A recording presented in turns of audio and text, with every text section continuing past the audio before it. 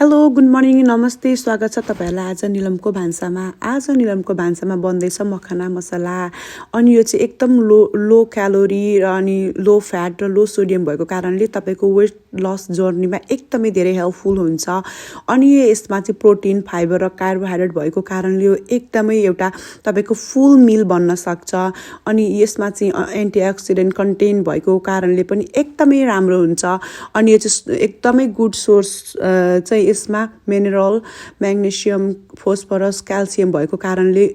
every वेबाट यो एकदमै healthy and benefit ले भरिएको फुड हो अनि यो बनाउन पनि एकदमै सजिलो छ मैले अलिकति मखना लिए अनि त्यो प्यानमा चाहिँ 1-2 ड्रप ओइल राखेर यसलाई राम्रोसँग ब्राउन हुने गरी भुटिदे जब तपाईले यो भुट्नुहुन्छ एकदमै लो फ्लेममा राख्नु होला किनभने हाई हुँदा डढ्न सक्छ र राम्रो हुँदैन अनि तपाईले यो मखना एकदम र पनि खान सक्नुहुन्छ है त तर आज चाहिँ मलाई मखना मसला बनाउन मन लागेको भएर मैले हल्का यसमा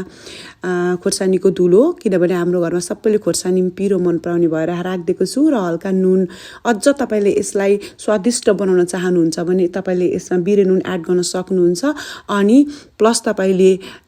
अजिनामोटो राख्नु भने एकदमै मिठो टेस्ट हुन्छ है एकदमै मखना मसला बेस्ट बन्छ so let's enjoy it today म चाहिँ मखना मसला अब सर्भ गर्न गइरहेको छु एकदमै हारालो सुनेछ थ्यांक यू